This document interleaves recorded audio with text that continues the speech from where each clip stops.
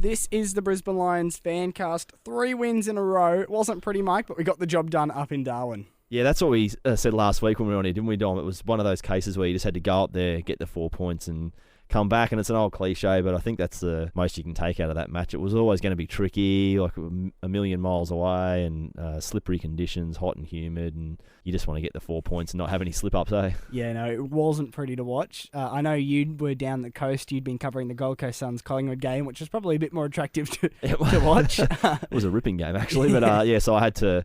So I recorded the game, lucky on good old Foxtel IQ, and had a quick look on Sunday, but I have to confess I did skip through and double speed it a few times there because it wasn't the most attractive game. But we did get the job done. 4 more points. That's 3 in a row.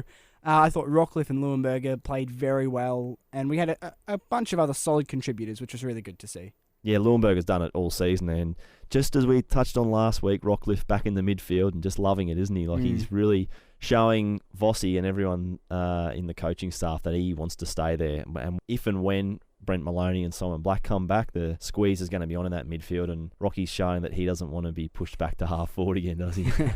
I also was impressed with Jack Redden. It's really good to have those two guys firing again. It's good to see the potential of that future midfield. I mean, as much as it is bad to lose Maloney and Black, it has been really good to see Redden and Rocky and even Rich take control of that midfield and show the future, which is what we've been missing for a while. Yeah, it is a good point, particularly about Redden, because he's a guy that I've even said on here a few times I'm a big fan of, and I think he struggled early in the season. So it is really nice to see him finding a bit of form. And Vossi said at a press conference earlier this week that that's been one of the most exciting things for him as well. And he touched on the North Melbourne match, I think it was, where late in that fourth quarter, the centre square was Leuenberger, Rich, Ryan Lester and Josh Green, and just the excitement of how youthful that midfield is at a crunch time of the game. So that's certainly a positive that the Lions can take, particularly the last 3 weeks when they've not only been competitive but got the job done. It is something that has been good, but it will also be just as good to get some experience back for what I think is our biggest game of the year this weekend against Port Adelaide. Looks at this stage, for the information we have, like Maloney, Golby, and perhaps Brown will be back. Probably not Black, but we're going to have a pretty strong side in pretty good form going up against the big improvers of this year. Yeah, it's going to be a ripping match. A match of the season for Brisbane, spot on, I think. Any thoughts the Lions might have of making the finals will go out the window if they lose this weekend. There's no question about that. But if they win, all of a sudden you're only a match plus a bit of percentage outside the 8, and you're right in the thick of it. But Port Adelaide, for people that haven't seen that much of them this year, do not underestimate them. They're a very, very good team, and they're not just clinging on to their 8th spot. They well and truly deserve a spot in the 8 at the moment, and I couldn't have been more impressed. I've seen quite a bit of them, and super impressed with them. And Brisbane will need that experience. They'll need the legs of their young guys, and they'll need to be very, very close to their absolute best to beat Port. I think that we've won a few games this year, it's fair to say, by flukes, by flukish comebacks and unbelievable moments of momentum. That's probably the better way of putting it, mate. Okay, all right. So strong momentum, we'll put it that way. Yep. Whereas Port Adelaide have shown the opposite, the strong four-quarter consistent efforts, which is a bit worrying because it shows that if we're not up for the fight, especially in the first quarter, which we don't have a great record in on Sunday, we could be blown off the park by a really improved side.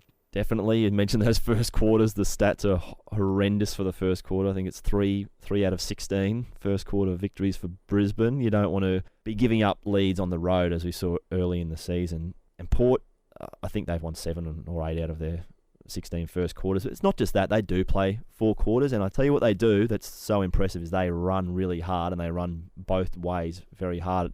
I mean, I've only seen them live once this year, and that was when they came up to the Gold Coast early in the season. I've seen quite a lot of them on television, but that's the most noticeable thing is just as soon as the contest is over, their midfielders, they spread and they run very, very hard. So Brisbane's midfield's going to have to be prepared to do the same, or they'll be blown away. Yeah, there's no passengers in that Port side. They all work for each other and work for each other really hard. They're impressive, aren't they? They're a little bit of a feel-good story of the competition this year. So they've got a young midfield as well. Like, let's not kid ourselves. They've got guys like Ollie Wines and Chad Wingard, who's sort of midfield half forward or whatnot, and Travis Boak. Like, they've got Hamish Hartler. They've got a very good midfield. So should be exciting. It's a really great challenge for Brisbane. I remember chatting to someone probably about 2 months ago when things weren't travelling so well for the Lions, who was quite annoyed because they thought Port had the season we were meant to have. And I think that's a fair way of putting it. At the end of last season, most people probably would have thought Brisbane had a more optimistic short-term future than Port Adelaide did. That's right. Yet Port have come out with a much more impressive 2013 to date. And I put that purely down to maturity in a young group and work ethic as well. As you said, they run so hard for each other. And obviously you can't discount a few players, in particular Justin Westhoff. Now, how do we take him out of the game? Because he seems to sometimes have the ball on a string. He's hard, isn't he? He's one of those rarely gifted players that can influence a match almost anywhere on the field. He's a contested mark man. He can go into the middle if need be. He's got very good skills as well, but very, very tough man to match up against. Haven't thought too closely about the matchups, but when he plays forward, you would think it's either going to be a Dan Merritt or a Justin Clark. You would think that Matty Maguire might take Jay Schultz, but that's difficult. But if he starts running up the ground, that's when it becomes a difficult matchup. I think your Joel Patfull or someone might have to run with him if he starts running sort of towards the midfield a bit. But a very, very tricky guy to match up on, isn't he? Yeah, and it's not the only thing about Port. I mean, their midfield, as you said, is made up of a bunch of high draft picks, impressive draft picks.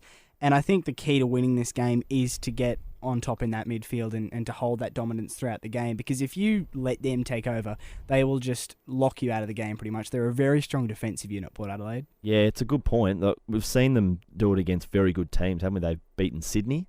They've beaten Collingwood. Like they're not fluke wins. You can't fluke a win against Sydney. I mean, they're as contested and as tough a team as there is in the competition. So I think it was Sydney in the rain as well. It was, yeah, which is next to Mission Impossible, you would have thought. But Port have showed that they have that defensive side of their game, and then they can get out and run and attack as well. So, yeah, that midfield's the crucial battle, and we've touched on Leuenberger and Rockcliffe already, and potentially Maloney coming back and Rich and Redden finding their form. So all of those guys are going to have to hunt those 7 or 8 or 9 guys that run through the midfield, because that's how many Port have. Port have got 8, 9. They've got quite good depth in there, so there's no respite over the 4 quarters. Who do you tag, do you reckon? Who do you send Andrew Rains to? Oh, question without notice there. It's from earlier in the season, we probably saw that if you can keep Hamish Hartlett quiet, it's a pretty long way towards stopping Port, but they've shown as the season's gone on that they've got many more strings to their bow than Hamish Hartlett. So Chad Wingard's another interesting one. He probably goes forward a little bit too much to send a hard tag to him. So Travis Boak. You tell me, Dom, what would you do if you were coach? I've just confused myself talking about it. I reckon I'd send him to Boak for the simple reason that I think Boak is the real leader on the field. He is the captain now, but he's, some people are captain by title, but he is captain by, everything. He is the true spiritual leader on that field for Port Adelaide. So I think if you can take him out of the game and limit his influence, that you go a long way to winning. I think another key to winning the game, in the past 2 matches, both against the Demons and against North Melbourne for us, opposition have been more accurate than us. They have scored the goals that we've missed. Now, Port don't give you many chances to get a shot on goal. We really need to fix up our accuracy issues this week to really stand a chance, I think, of beating them on the scoreboard. It's a pretty simple premise, isn't it? And it's an age-old saying about bad kicking being bad footy, but I mean, I saw it on the weekend in the Gold Coast Collingwood match that I covered. Collingwood spraying the ball in the first quarter. I think they kicked 2-7 and missed 1 or 2 more out on the full, and it just kept Gold Coast in with a sniff. And then when they got their turn, things changed on the scoreboard very quickly. So putting that scoreboard pressure on, there's another cliche to throw in there. So important, and you're exactly right. I think Brisbane had done it the week before against North Melbourne. Had just as many scoring shots at half-time, yet were 4 or 5 goals down, and makes it very difficult. Got out of jail that time, but it's not so easy when you're on the road.